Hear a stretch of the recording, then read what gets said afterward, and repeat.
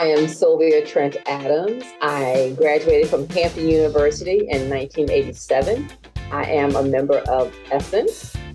I went to Hampton to become a nurse. I did the nursing program, and I was also a four-year ROTC scholarship student. So I was commissioned in the United States Army Nurse Corps after spending 4 years at Hampton. And I love my home by the sea.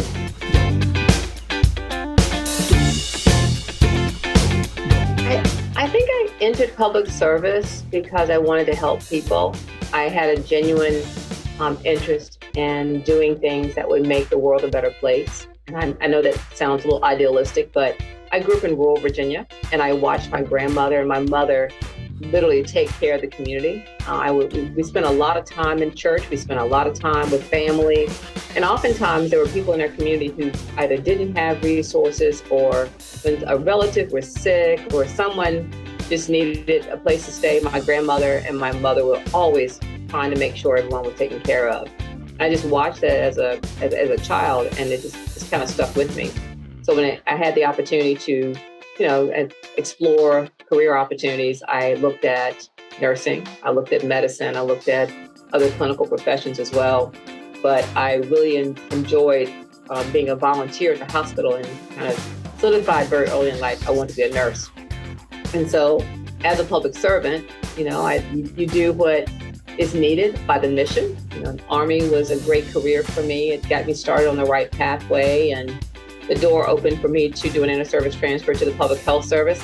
And as I say, the rest is history. As long as I was having fun, I would continue to explore and advance my career. But it was always in those service lines that I felt most at home. I love nursing. I love public health. I love helping other people.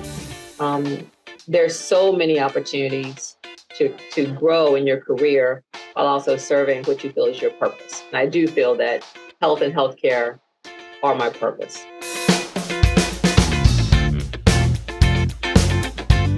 My leadership style has changed over the years. I think it's with every role as I became more experienced as a leader, I learned something different about myself, but I also learned something different about how people perceived my role as a leader. I've always been a servant leader. That much is just who I am.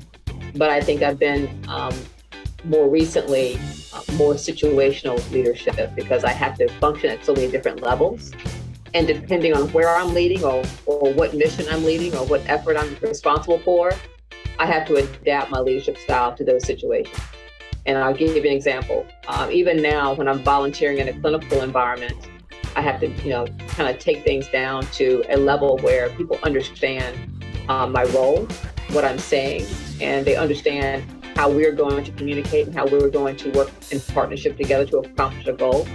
But when I'm leading, say, running a meeting or something here on campus with the deans, I still have to communicate effectively, but I'm more directional in the way that I am leading those conversations.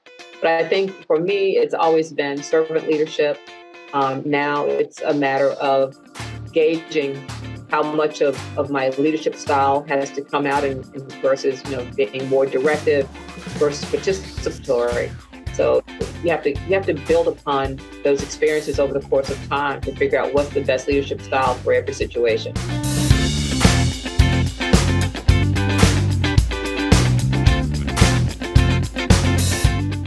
That has changed over the years. The way I deal with adversity has definitely changed a lot. Early in my career, I tended to be a bit more reactive to situations. I didn't have enough experience under my belt to have that muscle memory of how to respond to certain types of situations, especially around confrontation or negative outcomes. Now I am more reserved, I'm more observant, and I tend not to be as reactive. And people around me may be panicking. I'm trying to assess the situation to get as much information as I can about what happened, how it happened, what is the impact, and trying to maintain some level of calm in the situation. And I deal with all kinds of, as you can imagine, all kinds of issues in the course of a day. But I think having had a long career of dealing at a high level, dealing with very difficult situations, it helps you to become more confident in your leadership style and more confident in your ability to make these good decisions. So for me, part of being a leader is knowing that in every situation, there will always be challenges. You make the best decision you can with the information that you have in front of you. It may not be perfect, but accept responsibility for it and move forward. You can't be paralyzed in the moment.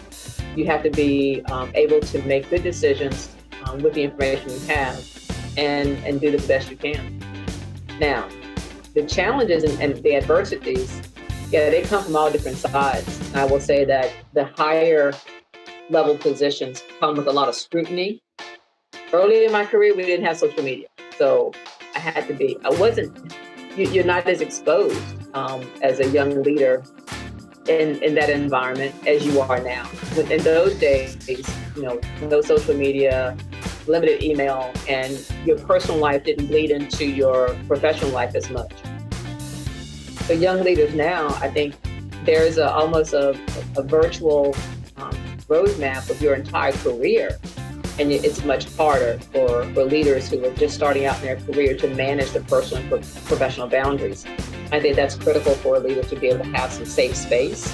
And it's hard when you don't know early in your career how that could impact you longer term. For me, the challenges around being the first, being the only, or sometimes, the double whammy of being a woman, being Black, being a clinician versus being, an administrator, and taking opportunities that are not traditionally in a career path like nursing, or taking a career path that's not really healthcare, and leading from all those levels can be difficult. But for me, it was great mentorship. Sometimes it was coaching and people pouring into me wisdom along the way to help keep me on the right track. Those are the gifts of having good mentorship. And I would say more importantly at the senior level is sponsorship. I have to make a distinction between mentorship and sponsorship all the time because there is a huge difference. Mentorship it's great to have someone give you advice and counsel. But for me, sponsorship meant that I still have people who have paved the way for me. They will get me not only a seat at the table, but they will move the chairs around to make sure I have a good spot at the table. And they will support me and guide me through the decisions I have to make while I'm sitting at that table. So it's important for us to have not only strong leadership skills, ability to understand how to make good decisions, and have good mentorship and coaching, but it's also critical for us to have people who will go before us and prepare that way for us to be not only to get into the room, but also to be successful while you're in the room, sitting at that table.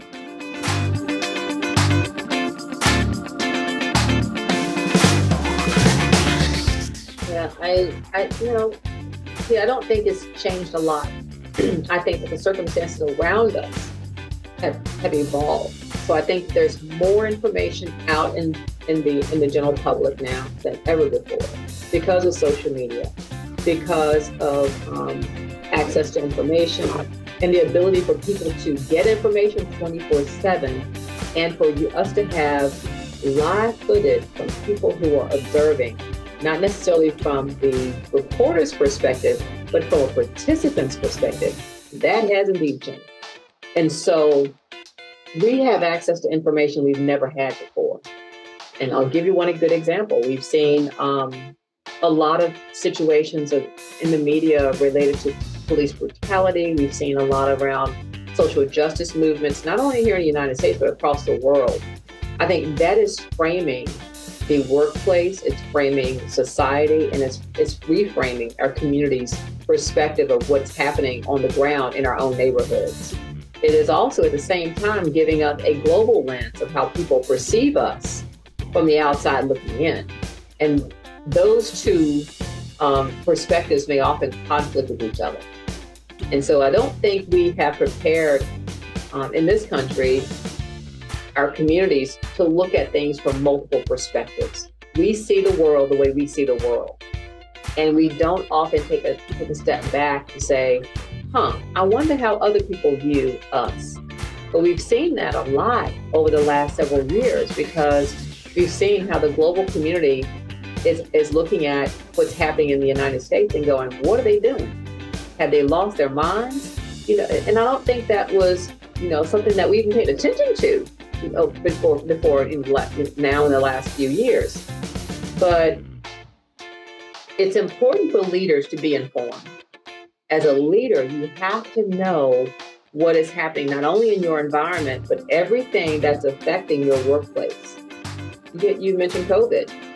So as a leader, you need to know where the cases of COVID are impacting the community the most. And you need to know where your employees live, where they come to work on the campus. Everything that's happening in their community is now going to be impacting your campus. And vice versa. Everything that's happening on the campus, if you're having social justice challenges on the campus, if you're having discriminatory practices on your campus, if you're having social uprising around the campus, now those feelings, that angst, that frustration is now being taken from the campus and the surrounding community back home with these employees and these students and the faculty and staff. And so we don't always understand how that works. We live in a very dynamic environment where everything that happens in the community affects campus life. Everything that happens on the campus affects community life. We haven't always looked at it that way from an academic standpoint. We are so focused on the campus, we often lose sight of what's happening in the community that affects the way our people show up in that academic environment. So as a leader in this environment, we have to know what's going on, what's affecting the lifestyle, the work-life balance, the cultural dynamics of changing. Languages. How many languages do you hear spoken in the grocery store and in the average community in America right now? When I was growing up, it was English, and that was it. Okay? It was English and there was country. Where I grew up in rural Virginia. I may hear 4 or 5 languages just going to a restaurant. That's a new dynamic. And I think our kids are growing up with a more diverse perspective than some of the adults in the community. And that's a culture clash. There are a lot of members of society in the United States who want things to be a certain way because that's what they've always experienced. And now diversity is changing that. It's pushing people into a space that they may not be comfortable. It's pushing people into situations that they may not have ever experienced. And there's a level of discomfort that is rippling across the country, and it's having a reverberation around the world. As human beings, change is not something we always embrace. We tend to want homeostasis, as we say. We want things to be at some level of normalcy that makes us comfortable. It makes us feel safe.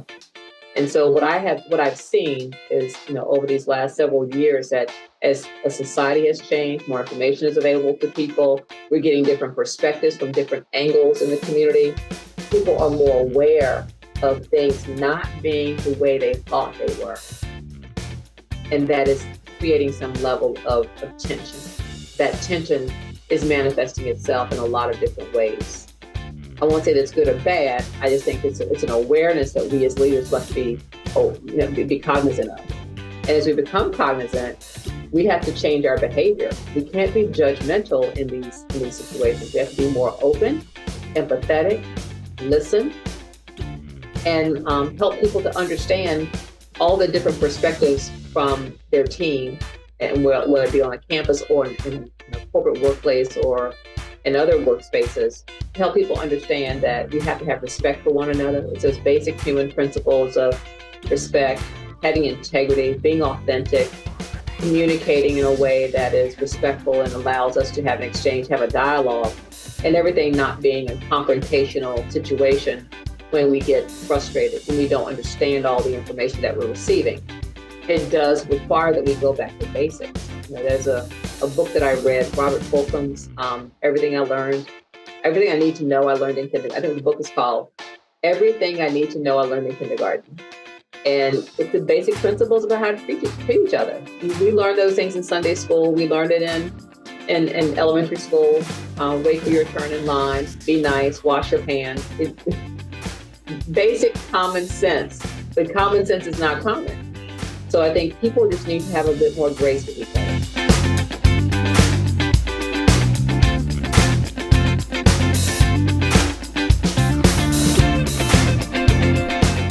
That's an excellent question. What would I change, or would I do things over?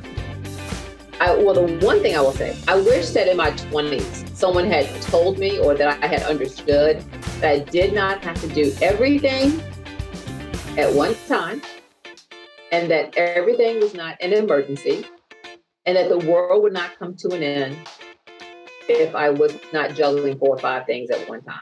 That would have been very helpful for me, because I do believe we put a lot of pressure on ourselves as African Americans. I think we put even more pressure on ourselves as African American women.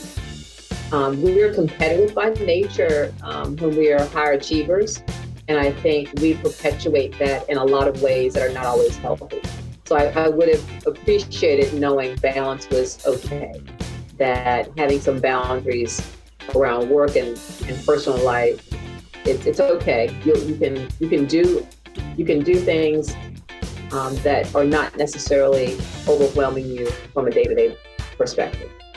That would have been helpful information. There are 2 things. We can, as women, we specifically African-American women, we are under a lot of pressure to do everything. And we have this mindset that we have to do it now.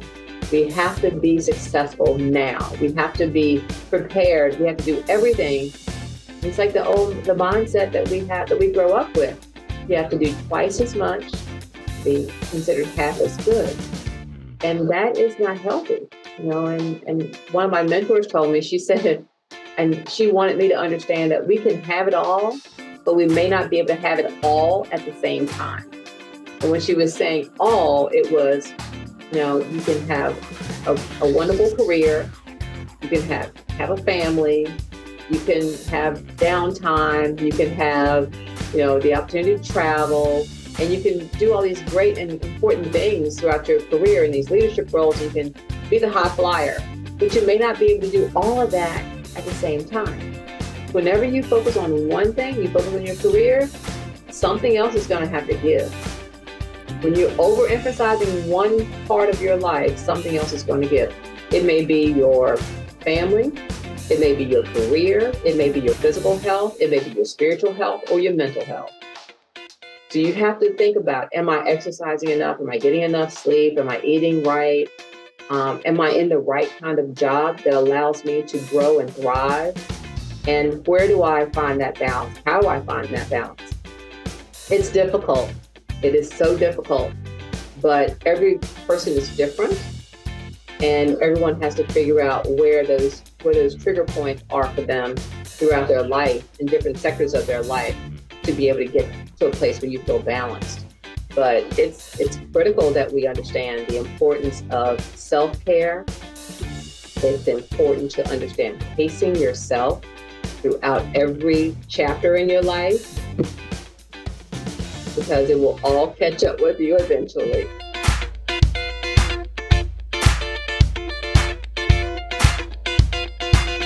I love mentoring, coaching, and I enjoy leadership. So one of the things that I enjoy about this particular campus is the energy around the strategic plan. And it is about health disparities, it is serving others, it's about building that next generation, but more importantly, it's leaving the community and the campus better than you found it. And I felt that when I first came here. I came here in 2020 to give a talk on the opioid epidemic. And we were launching their Narcan initiative. And there was something very unique about this campus. I couldn't really, I don't know, there was nothing that stood out physically about it. It was something I felt. The faculty, the students, oh my goodness, the students were just amazing. And the staff, everyone was very welcoming. They were very kind, sharing their knowledge. And the students, all they talked about was making a difference, having people live a healthier life, using their knowledge, their skills to be able to make the world a better place, and using their clinical experience to have an opportunity to help people be healthier and their children and generations to come be healthier. And I was hooked. I said, oh my goodness, I've got to come back and visit. Well, I didn't have any idea that, well, first of all, no one could have convinced me I'd be living in Texas after I retired. My husband and I had gone to North Carolina, and we looked at lots, and we were going to build a house, and we were going to be in North Carolina, right? No, man plans and God laughs. I met the president when I was here on that opioid talk, and we had a great conversation. And a few months later, he and I had a chance to talk to him, and he said, so what are you going to do after retirement? I said, oh, well, I haven't figured that out yet. I'm just going to probably take a year off, right? No, didn't work out. He said, well, let's stay in touch. So we stayed in touch. And I guess during COVID, we were all just kind of revisiting what we wanted to do with the rest of our lives. And he and I had a conversation. He said, well, would you be interested in an opportunity? We're going to be advertising a position. I think you would be great. And I talked to my husband about it. I said, I'm not going to Texas. But as the more I talked about the position, the more I learned about what the role would be allowed to do, or what the role was intended to do for the campus and the community, I became more intrigued. And so I said, well, let's just try it and see what happens. I can always course correct later, but if it's not a good fit. So I came here to be the Chief Strategy Officer. And I had a 5-year plan as a Chief Strategy Officer. But a year and a half into my job, or a year into my job, my boss became the chancellor of the system. And he announced that they were going to be doing a search for the new president. And I was offered the opportunity to apply to be the president. And here I am. It's been a crazy journey, but a fun journey. I'm the first president that's a woman. I'm the first person that is a non-physician, the first person of color. I'm the first woman of color to lead a health science center in the state of Texas. And it's one of those firsts that you hear about. And I want every little girl that I see, and every African American that I see here in Fort Worth, and as I'm traveling about the state, to know that it is possible. Everything is possible. And to never think that their dreams can't be fulfilled. I'm proof. I'm a living evidence that everything is possible. And it all started at Hampton University. It was truly that start at Hampton University in the School of Nursing, with those amazing leaders, that faculty that nurtured me, and not only in the nursing program, but the cadre and the ROTC program, who taught me leadership, who taught me the importance of hard work and diligence and excellence, and that education truly, truly is a gift. And we have an obligation as graduates of Hampton University to improve upon not only our own skill sets and contribute to the world, but we have an obligation to bring other people along. So I hope that what I will do here is inspire and motivate everyone who wants a career in the health professions or biomedical sciences to pursue those careers and to live out their dreams the way I am. I've been very blessed, and I am truly honored to be the president here, but I am also very grateful for the opportunities that Hampton has set me up for throughout my career. It taught me a lot about humanity. Hampton taught me about being humble and how to be empathetic, but more importantly, never compromise on excellence in everything that we do. That I can credit to Hampton University and the Army ROTC program. Hampton is in my heart and always will be in my heart. I had hoped and prayed that my kids would go to Hampton. They disappointed me in that regard. I love them anyway. But just one of them, I have 2 girls, and Nadir and Alexa both decided to go to Towson University in Maryland, but I wanted a Hamptonian, just to carry on the legacy of my husband and I. My husband Dennis and I both went to Hampton. He graduated in '84. I came out in '87. So we carry that legacy along, but I will continue to hope that maybe grandkids one day will continue the future at Hampton. But we'll take that. We'll take that up for later consideration. I'll say this. What I would say to students at Hampton is something that was very important to me to hear from my ROTC leadership, and that was lead from where you are. Every person on that campus is a leader, whether they want to, whether they recognize it or not, they are leaders.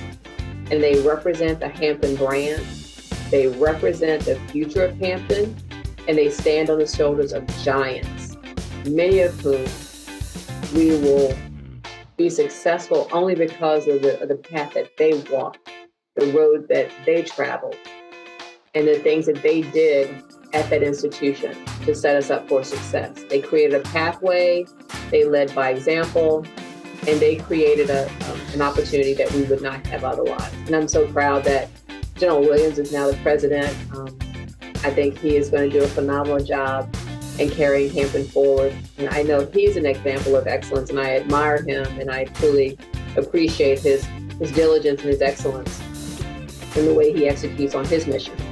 But there's so much that we can all learn from each other, regardless of whether you're a student, you're a faculty member, or staff. That Hampton family is truly well connected and represents the best of what education has to offer.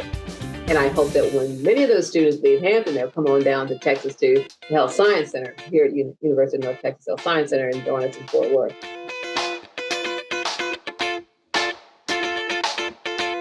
I think alumni need to understand that it is important for them to give back to their university, because a lot of what they have achieved, whether they recognize it or not, is a function of that experience that they've had on that campus. I think the holistic approach to recognizing how education plays a role in our success, in our relationships, in our networking, our ability to see a possible future for success is embedded in what we experience while we're in that campus environment, whether it's online or in person. I think there are relationships that we develop being in that university setting that allows us to grow as human beings, but it also helps us to develop a professional base. And so those things only happen when you have the environment, such as a university campus or a professional setting. But it's important for alumni to give back, to be able to help build the future for those who are coming behind us. We have an obligation to secure the future of, I would say, Hampton University for future generations.